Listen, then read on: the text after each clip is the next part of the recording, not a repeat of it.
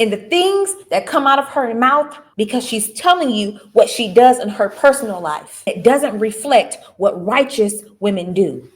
It doesn't reflect what feminine women do, because she would have been married. Hello, everyone. Welcome to Bella's Corner, where the truth is delivered with love. Thank you so much for joining me. I greatly appreciate it. If you're new, welcome. Please don't forget to like, comment, share, and subscribe. And don't forget to turn on that notification bell so you don't miss any of my new uploads or when I go live. And ladies, always remember to keep it classy and never trashy. I'm Femininity Coach Bella. Let's go ahead and get into it. So, as I mentioned in one of my more recent uploads, Dr. Cheyenne Bryant is making her rounds. And this time she has found herself on The Breakfast Club. Now, I may or may not bring more commentary to more of the sections in that particular show, but I wanted to bring one thing to everyone's attention that I think is very important to point out, because for me, this is a sign as to if marriage-minded women should or shouldn't seek advice or counsel or therapy or assistance or coaching from Dr. Cheyenne Bryant or women like her. So I'm going to bring up the clip and I'm going to provide my commentary throughout. So let's go ahead and check it out. Same thing. That's real. Have you ever got afraid that you're going to get so used to that peace that you're not going to want to do nothing? Because I tell myself that all the time. Like, I'm in such a good state. I don't want nothing to bother me, but people come with flaws. I hate Well, it. no, because I have been serial dating for the 6 years I've been single. So when I say single, it means I haven't been committed. Like committed, But have yeah. I had like 3 months, 6 months relationships that went that long season and were exclusive and were committed in that season? Yeah. Because I'm very into exclusivity. I don't like casual sex. And so I will accidentally go a year and a half celibate because I don't like the casualty of sex. Yeah, no, so I'm dating. Like I have someone that I spend time with now that I will go on dates with. We're not committed, so I'm still single. Right. She is a woman who gets in and out of not even exclusive, but in and out of relationships because she doesn't like, quote, casual intimacy. So she'll find herself in a string of friends with benefits, dating, not exclusive relationships that could span from 3 to 6 months. When I heard her say this, I said, oh, my ears said, hold on, did I just hear what I thought I heard? Because she's a relationship, or whatever she wants to call it. She's, in so many words, a relationship coach. I mean, she's on tonight's conversation giving relationship advice. So at this point, you're a relationship coach, ma'am. And honestly, I have a like-dislike relationship with her because some of the things she says, I agree with, and it makes sense, and it needs to be said. And she has the platform and has been on platforms to bring certain things to light.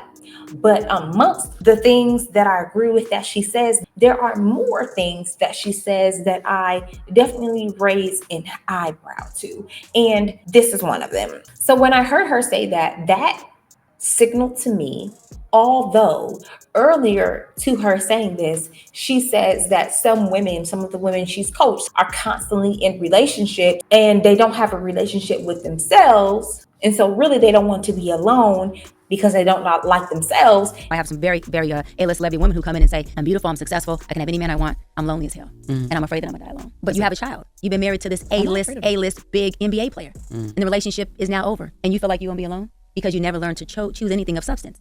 So you were hollow the whole time. So you're not afraid of being alone physically, you're afraid of being alone emotionally because you've been alone this whole time. So you don't even have a relationship with yourself. Anyway. So who you really don't want to be with is you. Admit that although she speaks against these certain types of behaviors, she herself is participating in this in her own life. This tells me that as much as she says she's ready to be a wife, she's ready to be a mother, and all of this, I just beg to ask the question, are you being honest with yourself? Or do you still have some more girl ego breaking down, girl ego tearing down to do that you're not even willing to truly admit? But I'm a woman who I'm going to have a companion around. I love companionship, and I love a man's energy. That testosterone, that alpha energy is recharging for me. And it's not something that I would just say like, oh, I could do without. No, I want it. I love it. And so I keep around what I want. I think based on what she says, she suffers from abandonment issues, or she constantly likes for her toxic feminine ego to be fed. Oh, here she comes. Watch out, boy, she'll chew you up. Oh, here she comes. She's a man-eater. Ladies, are you a man-eater? Let's talk about it. So what do I mean by a man-eater? Well, I would say in my world, there are those women that come along who are just like a man, and they're very in control, and they've built a great life, and they've made tons of money, and they're just very aggressive. And I think when I think of a man-eater in terms of what I do, I think of those women that are just like, gimme. But, and it's hard for me when I do these interviews with women. I sit there on my Zooms, and many are women who I just know are man eaters. They're just gonna steamroll over any man that they meet, even the ones that they say they want a man who's more in charge and, larger than life than they are. But usually those guys who are larger in life than they are and are large and in charge don't want a woman that is a man eater. I'm sorry. Some of her fans may come across this video, but I'm just saying what I think and from what I feel within my spirit that is not being said here. She has a large female following who hang on her every word, and most of the time she doesn't speak anything, in my opinion, but Black feminism, but pretty girl empowerment, but boss chick propaganda. And again, women hang on her every word, and they apply it to their own lives, and they're going to and are coming up short, thinking they can beat Dr. Bryant, thinking they can live vicariously through her in their lives. And when I decide to, I would choose that one person to be around for the long term. Well, when does that decision happen for you? Now then? I'm in my choosing stage. So it's gonna happen now, like soon. I'm in my choosing stage, but I'm not desperate. So it's not like I'm not choosing just a high valued man. I would even take a man who's a little less value, meaning a little less income money. Her female followers, they're going to say, I'm in my choosing phase. There's no reason to, quote, rush to the altar to become a divorcee or a baby mama or a baby daddy, because it's not that serious. When we have to remember, ladies, one, it is best to use our youth or to capitalize on our youth and our beauty to allow a man to choose us to become his wife and the mother of his children. And two, she preaches how in her past, the men just weren't good enough, or she realized she outgrew the men. Or even earlier in their interview, she said she was with a man, she was with her fiance, one of her many ex-fiancés, for 10 years, but she realized he was not the one for her, or that she didn't want to marry him after 5 or 6 years, and she just strung him along. I was engaged for 10 years, because I kept calling it off, and he was like, you keep getting these degrees, you keep saying, wait for the next degree, we'll get married. And by the time I went and got my doctor, he's like, baby, you done got 4 degrees. I wait no more. Engaged for 10 years. I kept putting it off because I knew that wasn't my person. I was gonna say, I left your ass. And I end up leaving him, unfortunate for him. So you Great strung him guy. along for 10 years? 10 years? And she said he was a great guy. Great guy. He was a great guy. He just wasn't my guy, right? And so For 10 years, he thought he was the guy. So you strung him along for 10 years? Why you ain't let him go be great with somebody else that would appreciate him and love him? I don't know about to jump on me. She ain't want her to feel All him. right, let me say this. I love that question. I love the question. So I'm not saying for 10 years I knew he wasn't the one. When we got about year number 5 or 6, and I seen that his work ethic and his ability to provide at the level that I wanted our family to be at, I knew that he wasn't my guy. To me, that sounds like she is still very masculine. She calls herself the alpha submissive, but I just don't see that. I just see that as a woman who sees herself as too good for any and everyone. And she's saying in her 40s that she's now in her choosing phase, when the man is the one who gets down on one knee. I said this before, ladies.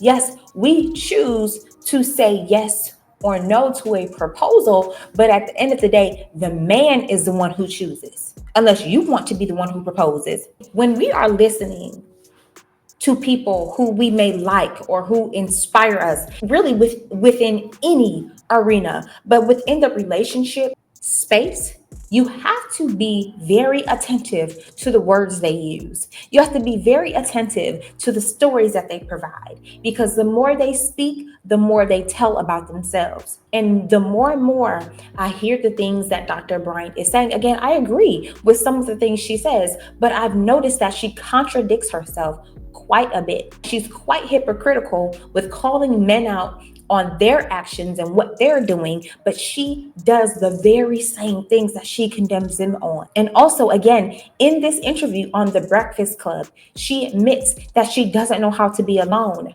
She says she'll, quote, accidentally go celibate for a year and a half because she doesn't like to have casual sex. You know, if she's going to do that, she'll rather be in an exclusive relationship because she loves the presence of a masculine man, the smell of an alpha, being treated like the submissive that she claims to be. But yet and still, she has not been able to hold a relationship successfully. I do not think marriage-minded women should take advice from a woman in particular who has been unsuccessful in her relationship ventures. She has filed for divorce after divorce, has been engaged 3-4 times, and she's now in her 40s. She's a serial dater. She hops in and out of relationship, one after another, wearing club dresses on interviews, constantly flaunting her body everywhere. These are signs. Ooh, y'all not gonna like this, but I'm gonna say it. These are signs of a Jezebel. This is a woman who would possibly try to convince me, not particularly me, but who would possibly influence me to leave my marriage, to get out of my relationship, to break off an engagement because he's not doing things the way she think I should do it. So I should exit stage left. So I should wait until my 30s to get serious, until my 40s to choose a man.